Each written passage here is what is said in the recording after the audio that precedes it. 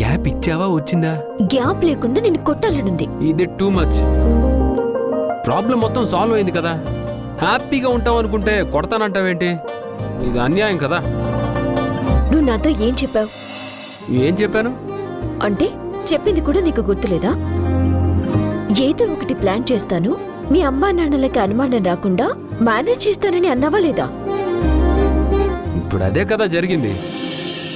మీ అమ్మా నాన్నలకు అనుమానం రాలేదు, హ్యాపీగా ఇంటికి వెళ్ళిపోయారు.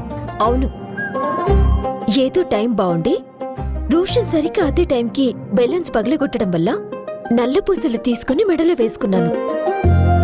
లేదంటే ఏమై ఉండేది? ఏమవ్వదు. ఏమి అవ్వకపోవడం ఏంటి? మా అమ్మ నాన్నలకి నిజం తెలిసిపోయిండేది కదా. అసలు కొంచెమైనా బుద్ధుందా నీకు? ఏదో ప్లాన్ చేస్తానని చెప్పి ఏమీ చేయకుండా చేతులు ముడుచుకొని కూర్చుంటావా? రోషన్ గనుక లేకపోయింటే నిన్ను నమ్ముకున్న నేను నిండా మునిగిపోయిండేదాన్ని.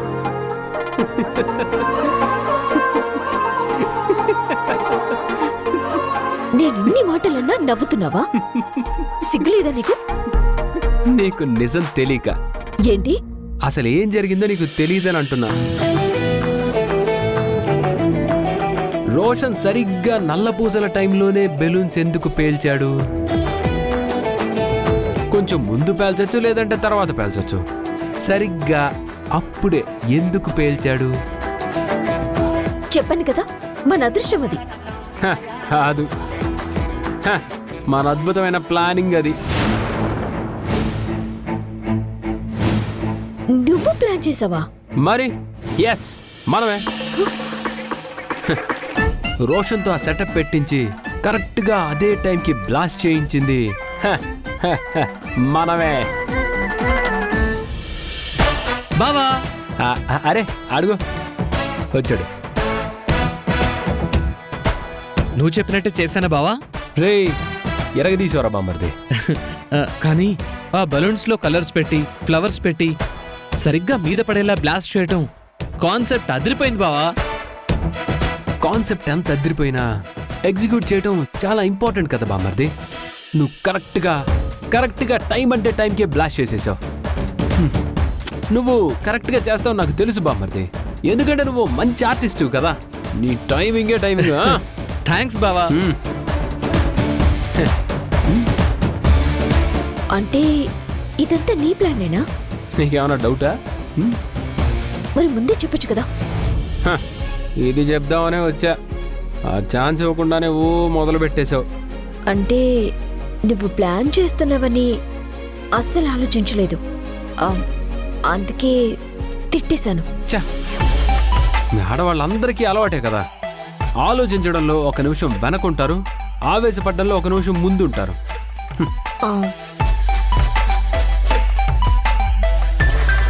సారీ. పర్వాలేదులే. Sorry sorry. మీ ఆడవాళ్ళు తిట్టడం, తర్వాత సారీ చెప్పడం అవన్నీ కామనే కదా. Sorry sorry sorry.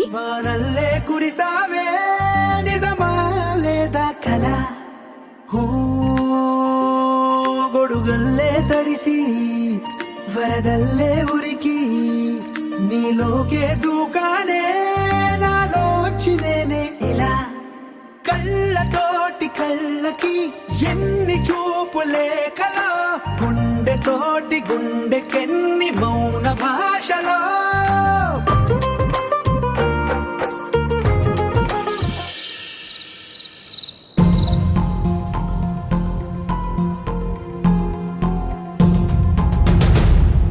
Bhramaramba గోడౌన్లో bomb పేలడం ఏంటి? ఎవరు చేస్తుంటారు? నేనే.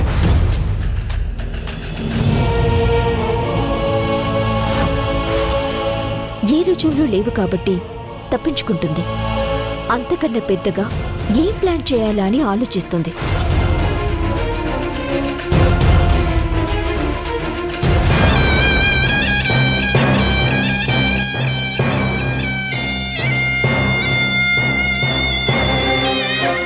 రోజు ఉదయం జరిగిన అగ్ని ప్రమాదంలో భ్రమరాంబ ఇన్స్టిట్యూట్ కి సంబంధించిన ఒక గోడౌన్ పూర్తిగా దగ్ధమైంది.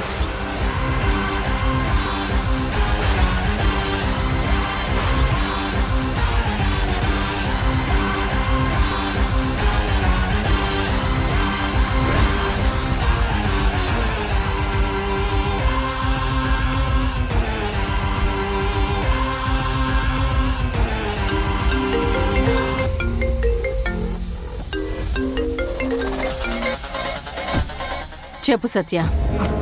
సారీ మేడం, ఇలా జరుగుతుందని అస్సలు ఊహించలేదు. పాపం మీకు చాలా ఎక్కువ నష్టం జరిగినట్టుంది కదా మేడం. నష్టం గురించి ఆలోచించడం లేదు సత్య.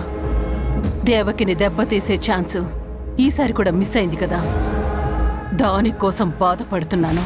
వాళ్ళు దేవకి గోడౌన్లోనే బాంబు పెట్టామంటున్నారు సత్య, కానీ నా గోడౌన్లో ఎలా బ్లాస్ట్ అయిందో అర్థం కావడం లేదు. ఎక్కడ తేడా వచ్చిందో తెలియట్లేదు. దీనంతటికీ కారణం ఆ రాధా మనోహర్లే మేడం. ఏంటి? అవును మేడం, మీరు డబ్బులు ఇచ్చిన వాళ్ళు కరెక్ట్ గానే బాంబు పెట్టారు, కానీ ఎవరు చేస్తుంటారు? నేనే మన గోడౌన్లో పెట్టిన బాంబులు తీసేసి భ్రమరాంబ గోడౌన్లో పెట్టాను.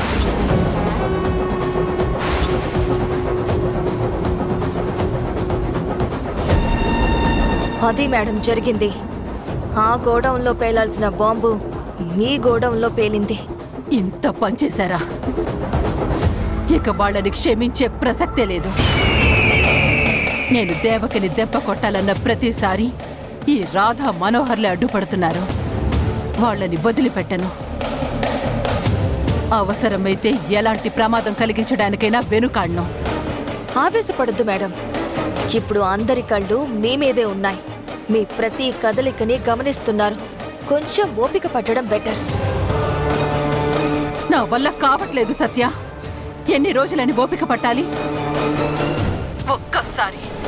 ఒక్కసారైనా దేవకి మీద గెలిచుంటే ఇంత బాధుండేది కాదు.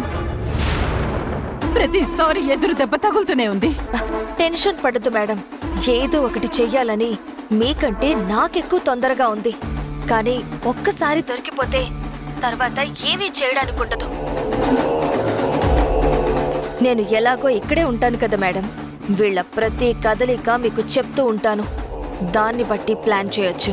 కొంచెం ఓపిక పట్టండి. ఏమో సత్య, ఇప్పుడు నాకు మిగిలిన ఒకే ఒక ఆశ నువ్వే ఏదో ఒకటి చేయాలి. నేను చూసుకుంటానన్నాను కదా మేడం. ఆవేశంలో తప్పులు చేసే ఛాన్స్ ఎక్కువగా ఉంది. మీరు ప్రశాంతంగా ఉండండి.